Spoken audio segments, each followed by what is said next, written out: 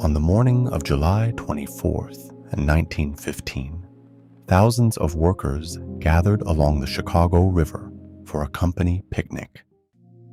They boarded a passenger ship called the SS Eastland, expecting a short trip across Lake Michigan. The weather was calm, the river was quiet. Then, while still tied to the dock, the ship slowly began to lean. Within minutes, the Eastland rolled onto its side in the middle of downtown Chicago, trapping hundreds of people inside. In the summer of 1915, Chicago was one of the largest and fastest growing cities in the United States. Factories and warehouses lined the Chicago River, and thousands of workers moved through the city each day as industry expanded across the Midwest.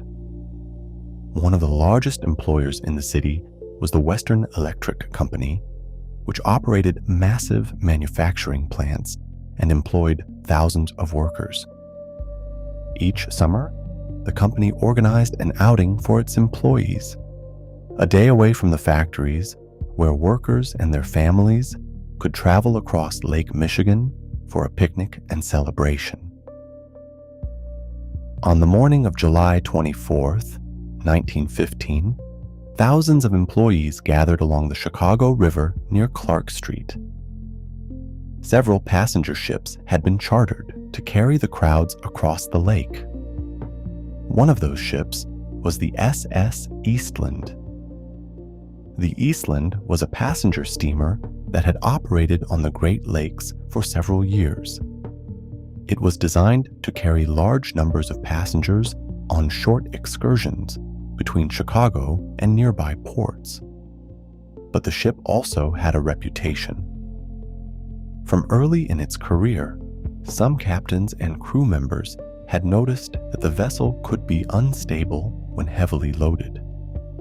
Reports described the ship leaning to one side when passengers crowded along the railings. Despite those concerns, the Eastland continued operating. On that warm July morning, hundreds of workers and their families boarded the ship as it waited beside the dock along the Chicago River. Bands were playing, passengers filled the decks, and the Eastland had not yet even left the shore. As passengers continued boarding the Eastland that morning, the ship gradually filled with workers and their families heading to the company picnic. People gathered along the railings and upper decks, looking out over the Chicago River while they waited for the ship to depart. At first, few noticed anything unusual. Then some passengers began to feel the deck beneath their feet shift slightly. The Eastland had started to lean. Ships often tilted a little as passengers moved across the decks, and at first, the motion did not seem alarming. Crew members attempted to correct the balance by adjusting ballast and asking passengers to move toward different parts of the ship. For a moment, the vessel appeared to steady itself, but the lean returned. Slowly, the Eastland began tilting farther toward the river. Passengers near the railings could see the water drawing closer. Some people laughed nervously, believing the ship would soon right itself. Others began moving toward the opposite side of the deck, trying to balance the weight. But the movement of hundreds of passengers only made the problem worse. The tilt increased. Chairs slid across the deck. Loose objects rolled toward the railing. Within minutes, the Eastland leaned so sharply that many passengers lost their footing. Then the ship rolled. Still tied to the dock, the Eastland slowly turned onto its side in the middle of the Chicago River. When the Eastland rolled onto its side, the decks that had been crowded with passengers only moments earlier were suddenly tilted sharply toward the water. Some people were thrown into the Chicago River as the ship turned. Others remained trapped inside the vessel. caught in stairways and cabins that had suddenly shifted sideways. Because the ship was still tied to the dock, the disaster unfolded only a few feet from shore. Workers standing along the riverfront immediately began trying to help.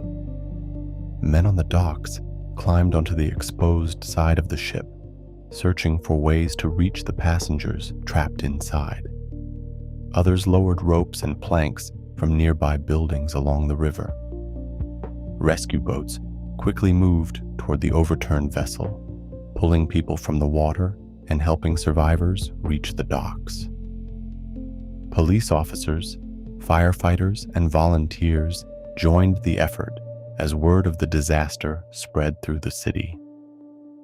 But rescuing people from the Eastland proved difficult. Many passengers had been below deck when the ship rolled over, and the sudden tilt had turned stairways and corridors into narrow vertical spaces filled with water. Rescue crews worked carefully to cut openings into the hull and reach those trapped inside. Along the river, crowds gathered in silence as rescuers carried survivors and victims away from the ship. The disaster had unfolded in only a few minutes, yet its consequences would take much longer to fully understand. As rescue crews continued working along the Chicago River, survivors were carried from the overturned ship and taken to nearby buildings and hospitals. Many had been pulled directly from the water. Others were brought out through openings cut into the hull of the Eastland, where rescuers were slowly making their way into the tilted interior of the ship. Throughout the morning and into the afternoon, the work continued. Each time another passenger was brought out, the crowd along the river watched quietly, hoping the next person carried to shore would still be alive. But as the hours passed, it became clear that many had been trapped below deck when the ship rolled over. Inside the Eastland, stairways had become vertical shafts, and cabins had filled with water when the vessel turned onto its side.